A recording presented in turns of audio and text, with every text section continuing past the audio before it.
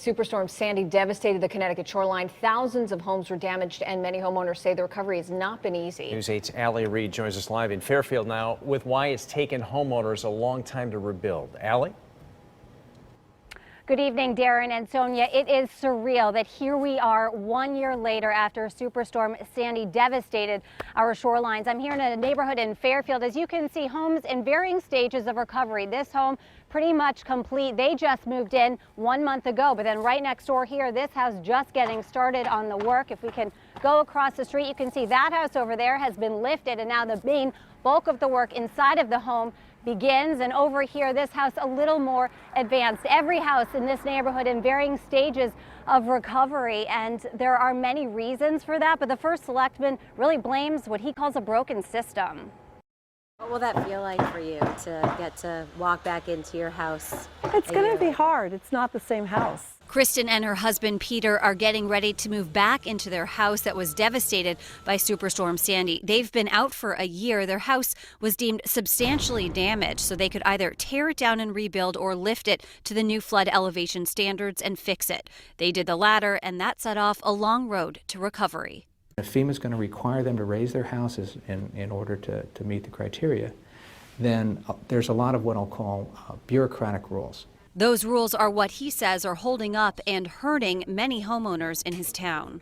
There's no reason a year later somebody should still be struggling to get the proper grants or money to help on their house. And that's still the case, and that's what's tremendously frustrating. That's just plain wrong. If you have a mortgage, you have to have flood insurance.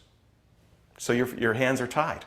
Ian Bass is one of many homeowners whose house was destroyed in the storm and is still sitting there empty today. He says he's waiting for his flood insurance to pay up. Flood insurance. If I have up to $250,000 worth of coverage, why don't I get $250,000 worth of coverage? Why is it something less than that?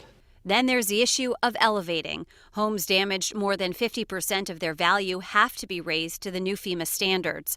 FEMA will pay $30,000 for that. The problem is it costs more to do that work in Fairfield County.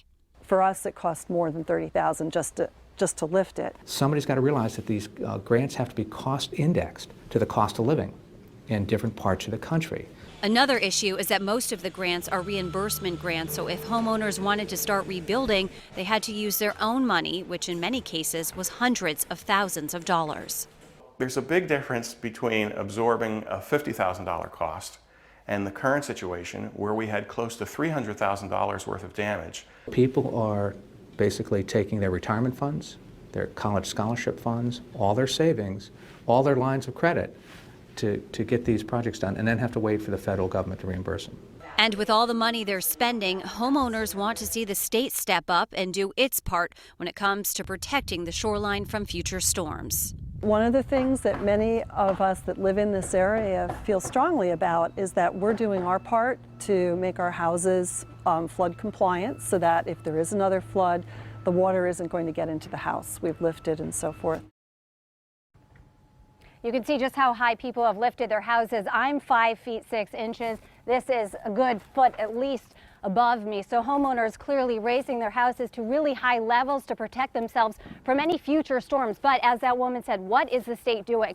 Well, I talked to a spokesman at DEEP today, and he tells me the state currently is not doing anything in terms of building sand dunes or berms around the communities to protect the communities. He says at the moment the Army Corps of Engineers is conducting a coastal study of the Connecticut shoreline to take a look at where the vulnerabilities lie and what the best approach would be to protect those areas. So until the results of that study come out, which is expected in early 2015, they're not going to be doing anything. They're going to take a wait and see approach, wait to get the results of this study, and then decide how to best go forward then. Reporting live in Fairfield, I'm Allie Reed, News 8.